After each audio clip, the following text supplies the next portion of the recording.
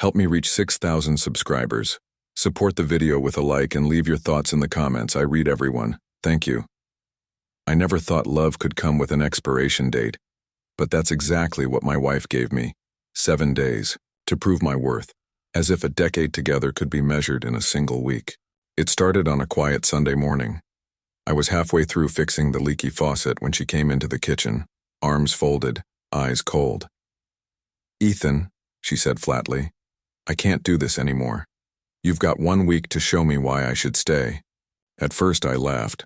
I thought it was one of those emotional outbursts that cool off by dinner. But when she dropped the coffee mug into the sink and walked away without another word, I realized she wasn't joking. For years I'd thought of myself as a good husband, steady job, paid the bills, came home on time, didn't drink, didn't cheat. But somewhere between the routine and the silence, we stopped seeing each other. And apparently she'd decided I was the one to blame. That night, she slept with her back turned. The air between us felt heavier than the walls that held it. Day 1. Monday I woke up before sunrise. She was already in the kitchen, dressed for work, scrolling through her phone like I didn't exist.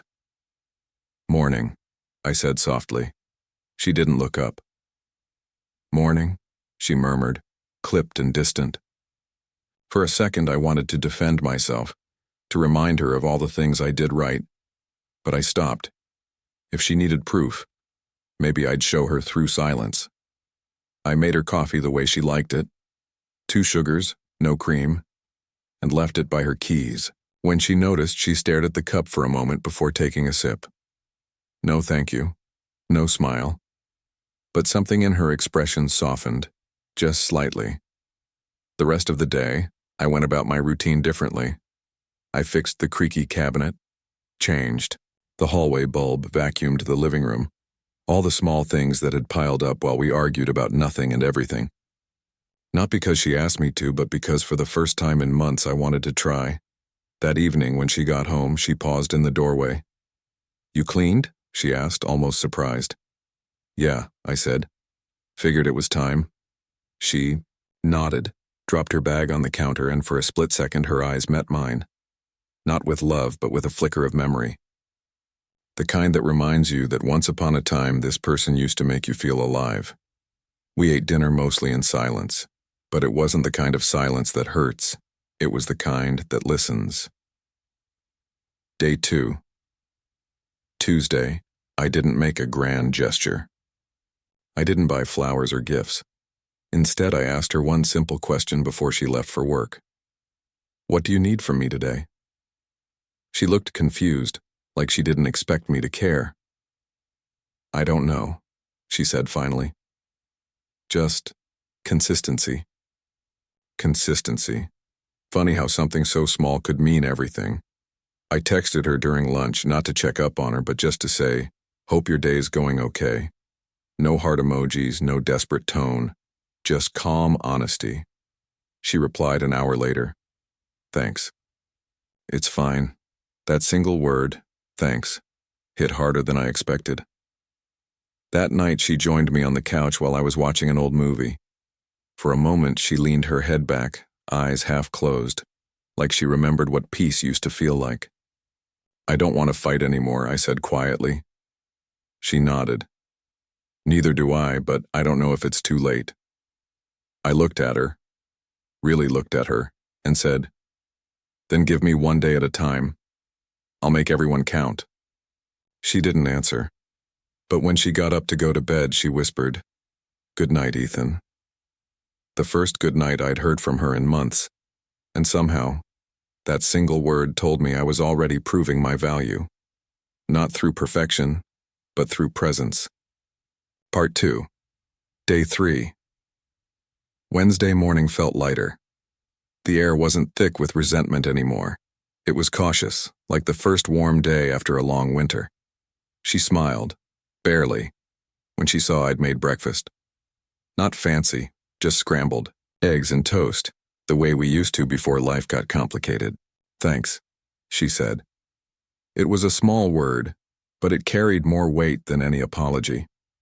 That night I got home before her and started dinner. When she walked in, she looked surprised, Not because I was cooking, but because the house felt alive again.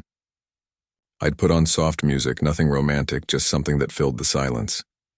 We ate, talked a little, and for the first time in a long while, she laughed.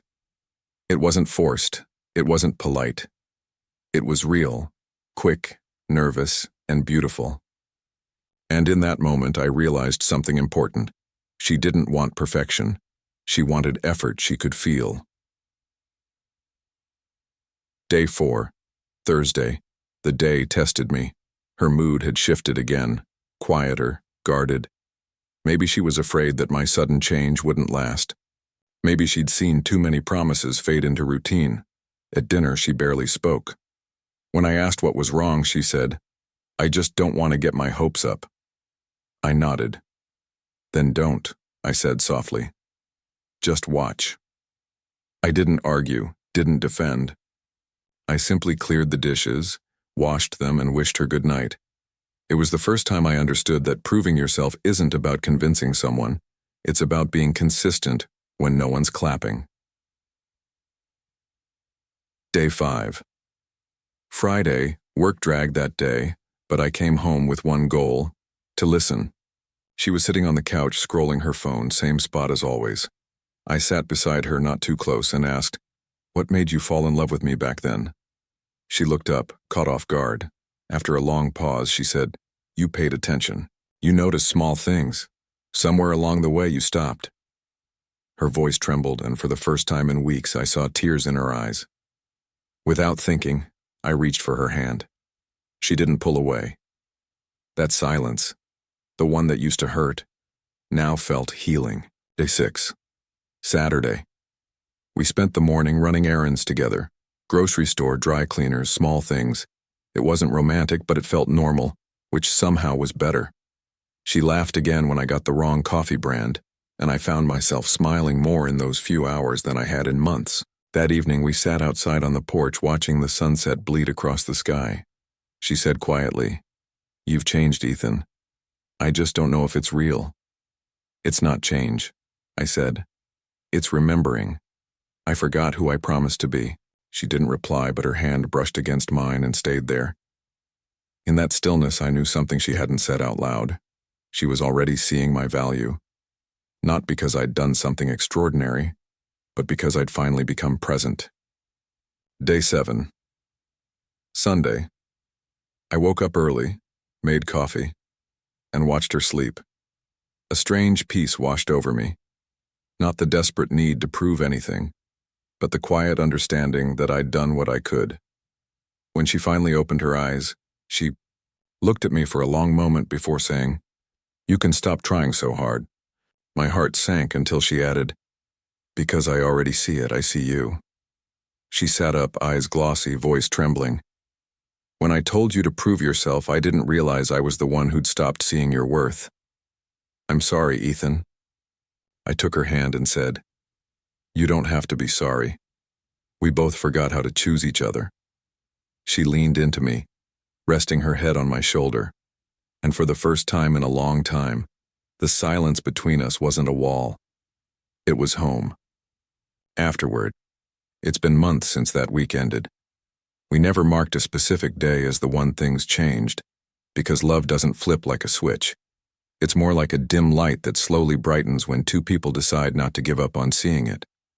Sometimes I still think about her words, 7 days to prove yourself. Maybe she thought it would push me. Maybe she didn't believe I'd even try. But the truth is, by the end of day 1, she already knew what I'd known all along. My value was never something to earn. It was something I had just stopped showing. And once she saw that again, she didn't need the other 6 days.